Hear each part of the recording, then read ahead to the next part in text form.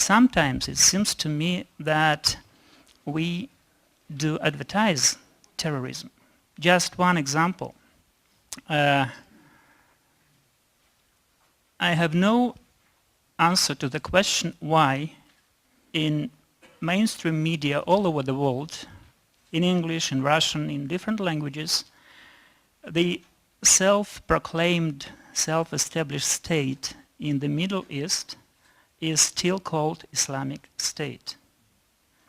I think it's a big mistake. I think it's a kind of advertising of these people who call themselves as Muslims, call their state as Islamic State, and despite of many voices against it, starting from US President Obama to Islamic spiritual leaders from Egypt, from other countries, from Russia, for example, we still use this word, confusing the audience with this correlation with Islam and what do these people are doing under this umbrella.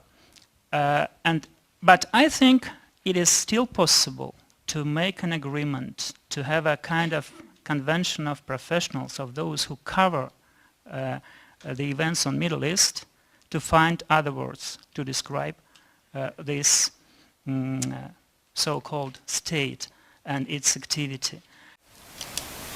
Go ahead. Yeah, a short and simple question to the panel. Can the truth ever constitute hate speech? Thank you. Okay.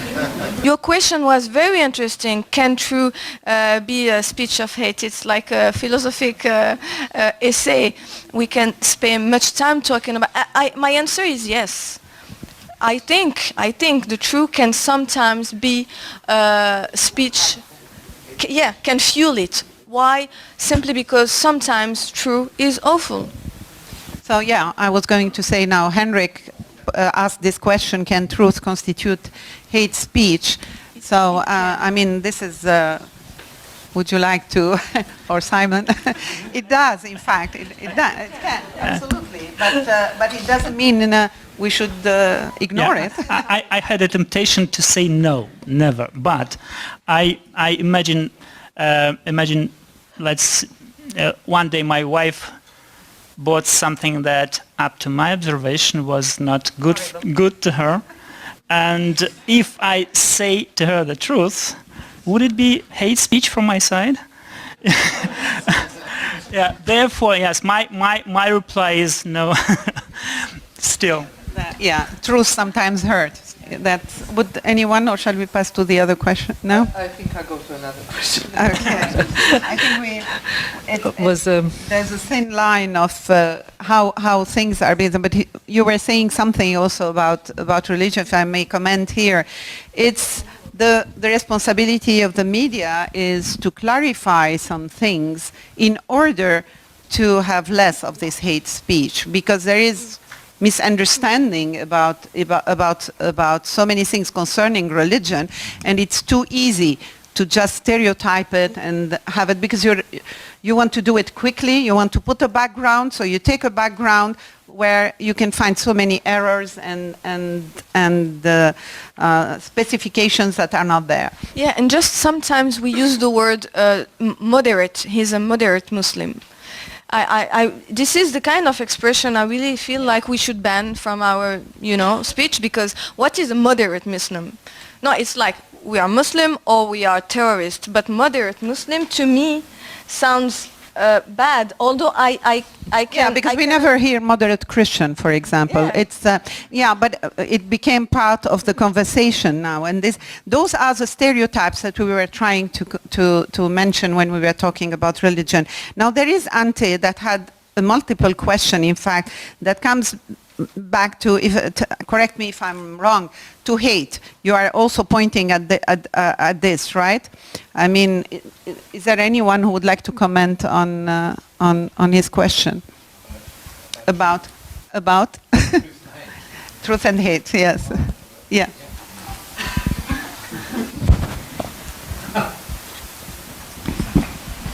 I mean, I'm going to sort of become sophist about it, I'm afraid, because the point is that it's, direct and black and white questions like that cannot have black and white answers.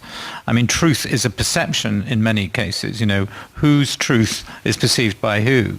And that's the problem. And I think when it comes to the relationship between truth and hate speech, I think what Donia is saying is that once there is an overt call for violent acts, that's when the red line is crossed. The discussion about, whether reporting on events and stories in a way which points guilt and fingers at different communities, that's a difficult issue. And I think it's, it's something that's much more complicated. It goes back to the whole question of actually, the way these things are reported. I mean, I was a soldier for a long time, and one of the things that is always interesting is actually when you see reports on incidents, military incidents, somebody will give you a very different view of an event that took place depending what side of the hill they were on when they saw it. And so, that person is absolutely convinced that the event took place in this way, and the other person sitting on the other side of the hill will give you an absolutely different version of the same event, and they are convinced that that's the truth. So I think we have to be careful about that, and it's about reporting it in the balanced way if possible. But I'd like to return to the last question. And this is a huge issue. And Scott and I actually were talking about this earlier, and it's a very difficult thing to get into. But the problem is that, yes, educated people do become involved in terrorism. I mean, this is not an Islamic thing. I mean, we just have to go back to the Red Brigades, the Baader-Meinhof, the IRA.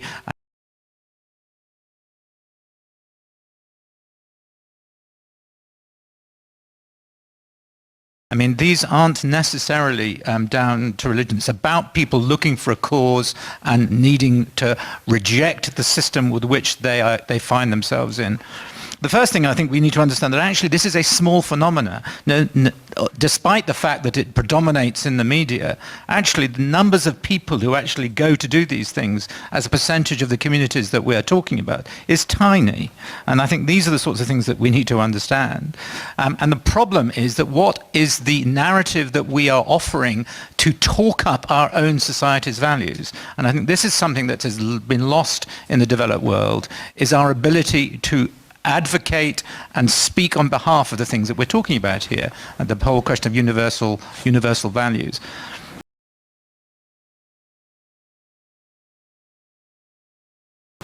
The trouble is that we look at it in terms of national or regional values. And I was in the UN the other day talking to the head of the task force, the Global Counter-Terrorist Task Force in the UN, about this precise issue. And what the UN are trying to do is to try and think about what should be a global narrative that basically sets down a perception of universal values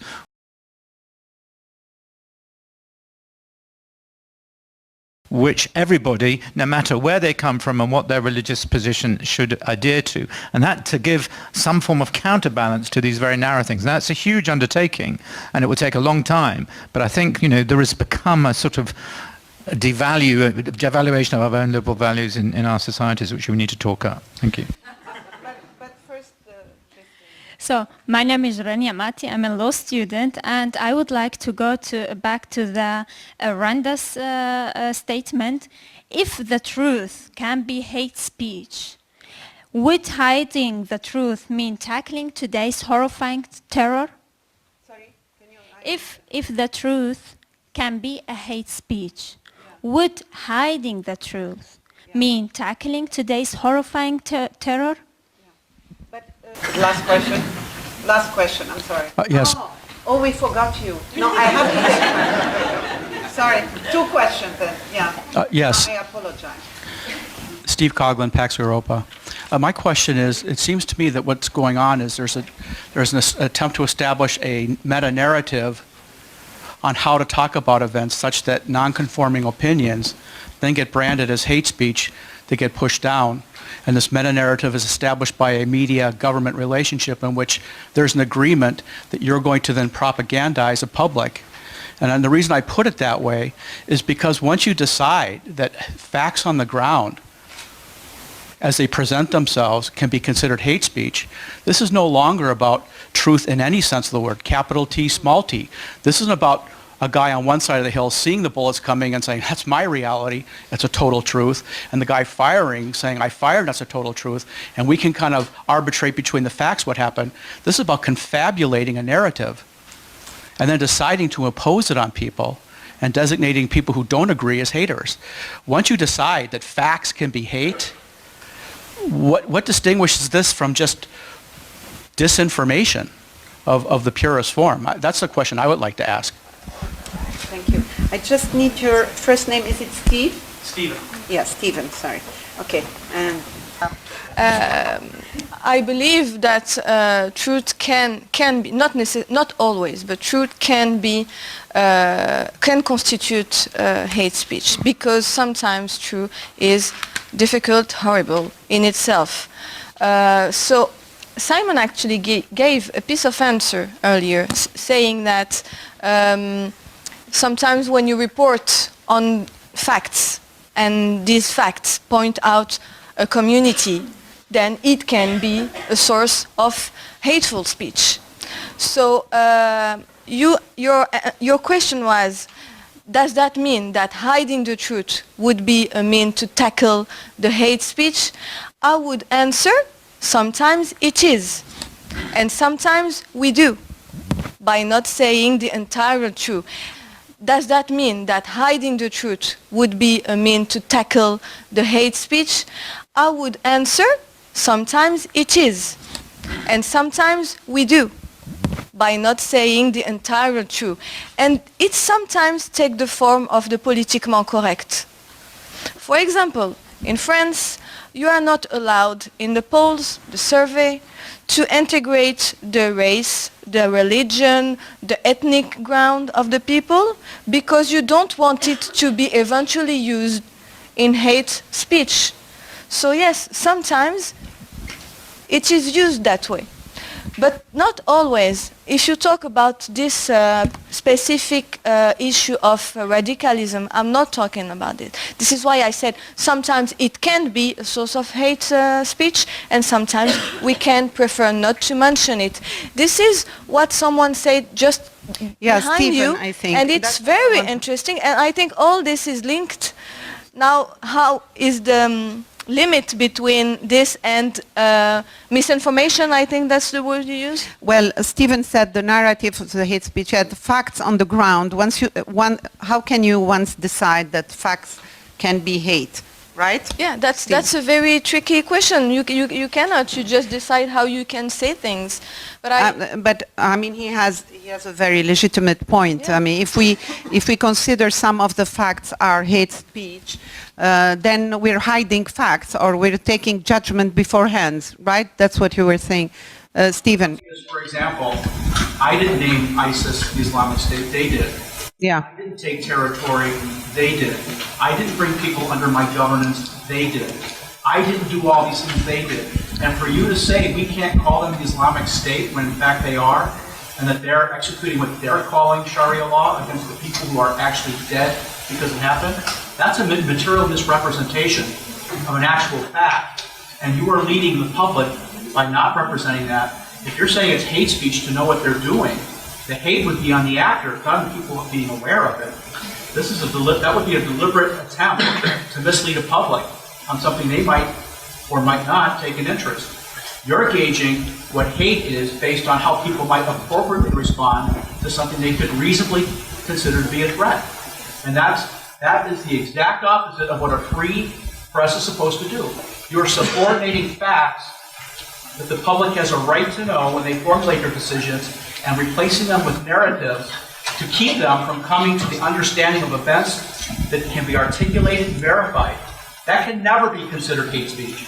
And when it is, we're not talking about speech at all. We're talking about brazen disinformation.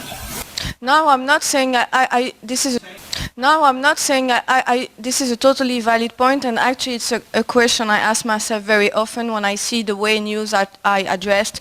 That does not mean I agree with it. And I mean, with the Islamic State, I was the one saying that they're calling themselves Muslims, so we should call them Muslim terrorists.